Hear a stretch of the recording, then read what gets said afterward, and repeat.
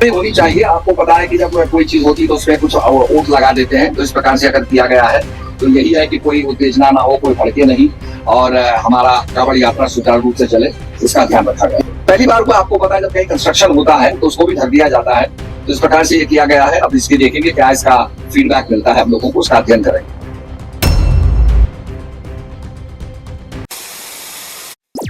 कुछ दिन पहले मुजफ्फरनगर पुलिस ने कांवड़ यात्रा रूट में पड़ने वाले सभी होटलों और ढाबों पर मालिकों की नेम प्लेट लगाने का निर्देश दिया था।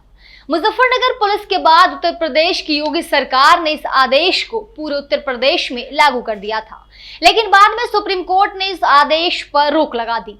नेम प्लेट विवाद अभी चल ही रहा था कि इसी बीच उत्तराखंड के हरिद्वार का एक मुद्दा चर्चा में आ गया। हरिद्वार में एक कांवड़ यात्रा रूट पर पड़ने वाली 2 मस्जिद और एक मजार को सफेद कपड़े से ढक दिया गया था। इसे लेकर जब सवालों ने तुल पकड़ा तो वापस पर्दे को हटा दिया गया। आइए क्या है पूरा मामला, विस्तार से जानते हैं। दरअसल कुछ दिन पहले कांवड़ यात्रा के दौरान आर्यनगर के पास इस्लाम नगर की मस्जिद और ऊंचे पुल इलाके में बनी मजार और मस्जिद को सफेद पर्दों से ढक दिया गया था। हरिद्वार में मस्जिद और मजार को ढकने का ये पहला मामला बताया जा रहा है। उत्तराखंड में धर्मस्य और पर्यटन मंत्री सतपाल महाराज ने कहा, मस्जिदों और मजारों को इसलिए ढका गया था ताकि कोई विवाद ना हो।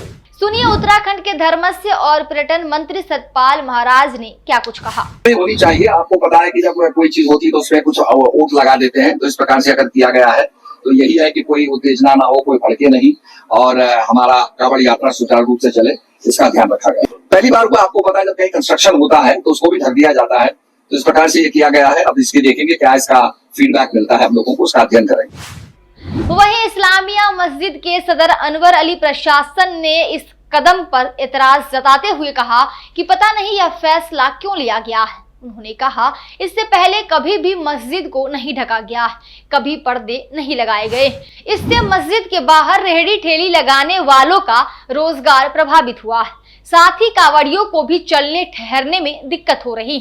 एक रिपोर्ट के मुताबिक मस्जिदों और मजारों पर पर्दे 18 जुलाई को लगाए गए थे, जिन्हें 26 जुलाई को हटा लिया गया। हालांकि पर्दों के हटाने का अभी तक कोई स्पष्ट कारण सामने नहीं आया है। आइए सुप्रीम कोर्ट ने कांवड़ यात्रा रूट पर क्या कुछ कहा, ये भी जानते हैं। दरअसल कांवड़ यात्रा के रूट में पड़ने वाले होटलों और ढाबों के बाहर उनके मालिकों के नाम लिखने पर विवाद हुआ, जिसके बाद मामला सुप्रीम कोर्ट पहुंचा। तब सुप्रीम कोर्ट ने उत्तर प्रदेश के आदेश कहो या फरमान कह लीजिए, पर सुप्रीम कोर्ट ने अंतरिम रोक लगा दी। सुप्रीम कोर्ट ने कांवड़ यात्रा नेम प्लेट विवाद मामले में उत्तर प्रदेश, उत्तराखंड और मध्य प्रदेश सरकार को नोटिस जारी किया। सुनवाई के दौरान सुप्रीम कोर्ट ने कहा, यूपी में कांवड़ रास्ते में होटलों ढाबों पर नाम लिखने के फैसले पर सुप्रीम कोर्ट ने अंतरिम रोक लगा दी है। कोर्ट ने कहा कि दुकानदारों को पहचान बताने की जरूरत नहीं है। इसके बाद सुप्रीम कोर्ट ने कहा कि दुकानदारों को अपना नाम या पहचान उजागर करने की कोई जरूरत नहीं है। दुकानदारों को बस खाने का प्रकार बताना होगा। दुकानदार अपनी दुकान पर शाकाहारी या फिर मांसाहारी किस प्रकार का खाना बेच रहे हैं, बस उन्हें ये बताना होगा। आइए एक नजर नेम प्लेट विवाद शुरू कहां से हुआ, इस पर भी डाल लेते हैं। दरअसल ये विवाद शुरू हुआ उत्तर प्रदेश के जिला मुजफ्फरनगर पुलिस के एक आदेश से।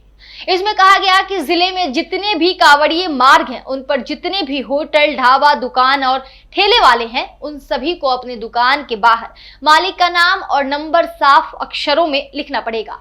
इसके बाद मुजफ्फरनगर एसएसपी अभिषेक सिंह ने इसके पीछे की वजह का जिक्र करते हुए बताया, ये इसलिए जरूरी है कि किसी भी तरह की भ्रम की स्थिति किसी भी कांवड़िए के अंदर ना रहे, ऐसी स्थिति ना उत्पन्न हो जिससे आगे चलकर आरोप प्रत्यारोप हो और कानून व्यवस्था खराब हो। इसीलिए ऐसा निर्देश दिया गया है और सब स्वेच्छा से इसका पालन कर रहे हैं। सामाजिक सौहार्द बनाए रखने के लिए ये कदम जरूरी था।